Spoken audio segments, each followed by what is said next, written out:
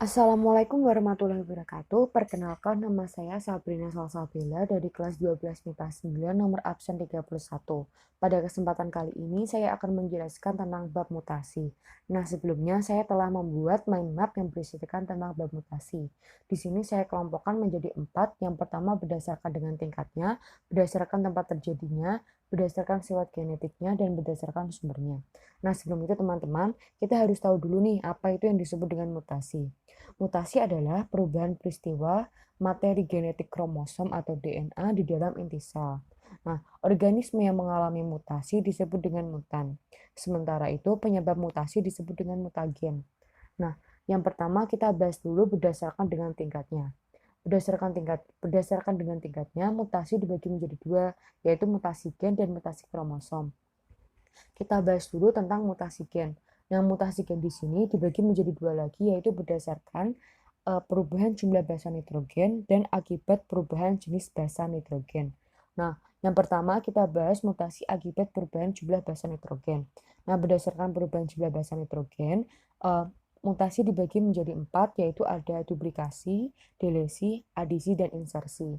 Duplikasi yaitu penggandaan, adisi yaitu penambahan, insersi itu penyisipan, dan delesi adalah kehilangan. Nah, teman-teman, di sini adisi dan insersi itu hampir mau sama. Kalau insersi itu penambahan pada tengah-tengah kodon, sedangkan kalau adisi penambahan pada ujung-ujungnya. Nah, langsung saja pada contohnya. Terdapat urutan basa nitrogen pada rantai nukleotida DNA. Awal adalah ACC, strip GGC, strip TAA, dan seterusnya. Nah, jika terjadi duplikasi atau penggandaan, pada basa nitrogen awal A akan berubah menjadi AAC, CGG, CTA, A, dan seterusnya. Nah, di sini yang terjadi duplikasi pada awal yaitu AA, C, dan kodon lainnya akan mundur dan dilanjutkan dengan seterusnya. Jika terjadi adisi atau penambahan pada nitrogen T di ujung awal rantai akan berubah menjadi TAC, CGG, CTA, strep A, dan seterusnya. Nah, jika terjadi insersi, T di tengah antara GGC akan berubah menjadi ACC, CG, CTG, CTA, strip A, dan seterusnya. Jika terjadi delesi, basa nitrogen di ujung-ujung rantai A akan berubah menjadi ACCG, A-nya hilang, GCT, strip AA, dan seterusnya. Nah, yang kedua ada mutasi akibat perubahan jenis basa nitrogen. Nah, di sini berdasarkan jenis basa nitrogen dibagi menjadi 3, ada substitusi, ada transversi, dan transisi. Nah, substitusi adalah menukar atau tukar. Nah, teman-teman di sini substitusi dibagi menjadi 3. Ada nonsense, ada silent atau diam, ada missense atau salah arti. Yang nonsense sendiri artinya tak bermakna. Yang dimaksud tak bermakna di sini dari kodon menjadi stop kodon yang tak bermakna. Contohnya ada GGG menjadi UAA. Nah, teman-teman, stop kodon itu ada berbagai macam. Contohnya saja ada UAG, UGA, dan UAA. Yang kedua ada silent atau diam. Nah, silent atau diam di sini kodonnya berubah tetapi asam aminonya tidak berubah. Contohnya ada kodon UUU dengan nama asam amino venilasi berubah menjadi UUC dan nama asam aminonya tidak berubah, jadi tetap venilasi. Nah, di sini kodonnya berubah dari UUU menjadi UUC tetapi nama asam aminonya tidak berubah. Nah, yang ketiga ada missense atau salah arti. Di sini kodonnya berubah tetapi asam aminonya tetap, berbeda dengan silent yang tidak berubah. Nah, contohnya ada UUG dengan nama asam amino litosin berubah menjadi kodon UCG dengan nama asam amino serin. Nah, di sini kodonnya berubah dan nama asam aminonya tetap juga berubah. Nah, yang kedua ada substitusi transisi. Substitusi transisi adalah penggantian suatu pasang basa nitrogen dengan basa nitrogen lainnya yang sejenis. Contohnya, basa nitrogen pada pirimidin timin diganti dengan pirimidin lain sitosin atau sebaliknya. Nah, kalau substitusi transversi berbanding terbalik dengan transisi. Di sini basa nitrogennya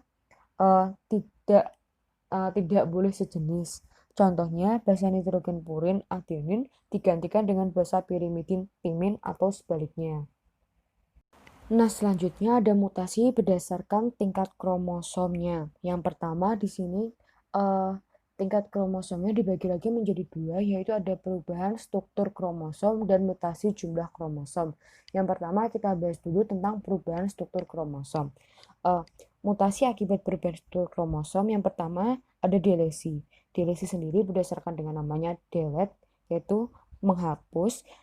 Artinya peristiwa hilangnya sebagian segmen kromosom karena patah, kemudian segmen patahannya menempel pada kromosom lain yang sehomolog.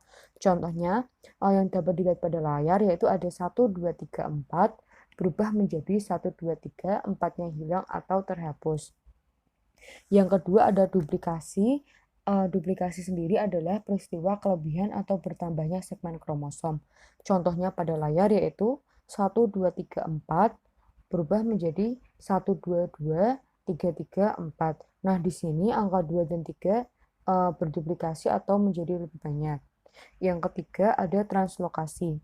Translokasi adalah peristiwa kromosom patah, kemudian segmen patahannya melekat kembali kepada kromosom yang bukan sehomolog. Peristiwa translokasi menimbulkan gamet semi-steril atau kurang mampu membuahi sehingga separuh zigotnya tidak terjadi. Nah, teman-teman, singkatnya translokasi di sini adalah pindah atau perpindahan. Nah, translokasi dibagi menjadi tiga, yaitu ada resiprok, non-resiprok, dan Robertson. Translokasi resiprok terjadi jika kromosom non-homolog saling bertukar fragmen. Kalau translokasi non-resiprok terjadi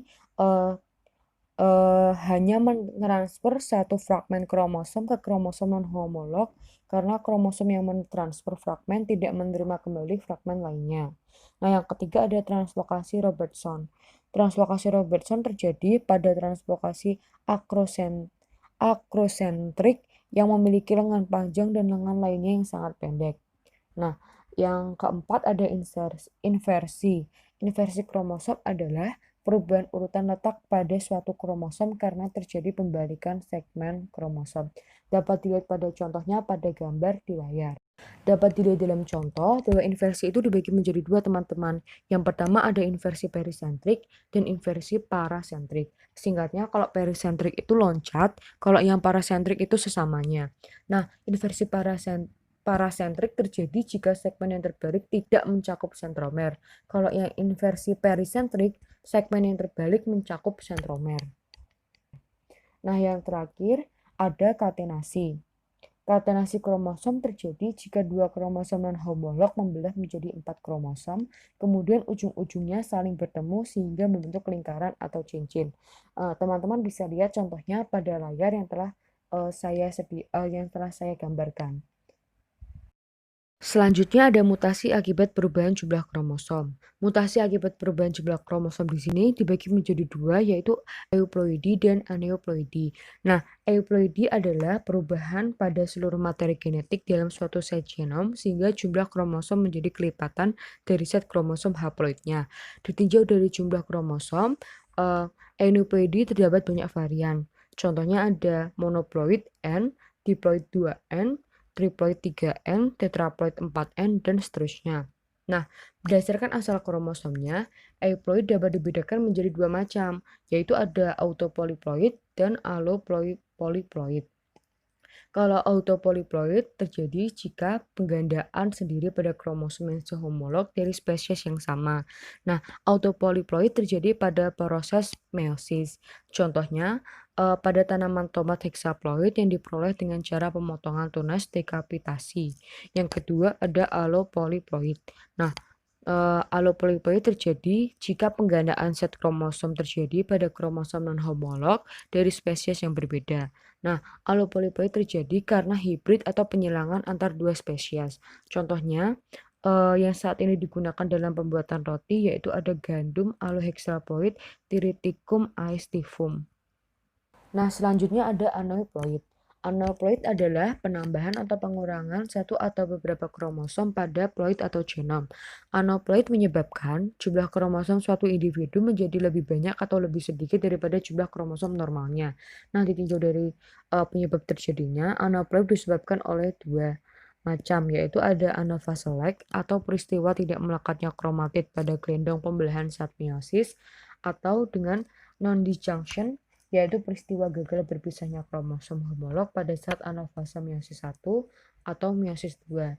Nah, aneuploid ini memiliki banyak tipe-tipe teman-teman. Yang pertama ada nulisomi atau 2n-2 jika sel kehilangan 2 kromosom. Yang kedua ada monosomi 2n-1 jika sel kehilangan 1 kromosom. Trisomi atau 2n+1 jika kelebihan 1 kromosom, dan tetrasomi 2n+2 jika kelebihan 2 kromosom. Nah, selanjutnya klasifikasi mutasi berdasarkan sumber asalnya. Berdasarkan sumbernya, mutasi dibagi menjadi dua, yaitu ada mutasi alami dan mutasi buatan. Kalau mutasi alami sering disebut dengan mutasi spontan. Biasanya mutasi alami terjadi dengan sendirinya, dengan bahan-bahan yang telah tersedia di alam. Selanjutnya, mutasi alami biasanya bersifat resesif, bahkan letal. Yang kedua ada mutasi buatan. Mutasi buatan biasanya disebabkan oleh usaha atau tindakan manusia untuk meningkatkan kualitas hidup. Namun, jika dilakukan dengan cara yang tidak benar, akan berakibat merugi bagi manusia itu sendiri. Contohnya dengan pemakaian bahan radioaktif, penggunaan zat aditif, penggunaan alat-alat elektronik, penggunaan nuklir, dan masih banyak lagi teman-teman. Selanjutnya ada mutasi berdasarkan sifat genetik. Berdasarkan sifat genetiknya, mutasi dibagi menjadi dua, yaitu ada mutasi dominan dan mutasi resesif.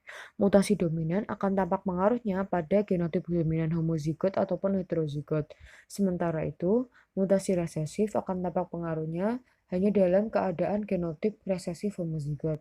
Nah, ditinjau dari tempat terjadinya, mutasi dibagi menjadi dua, yaitu ada somatik dan germinal. Kalau mutasi somatik biasanya terjadi pada sel somatik.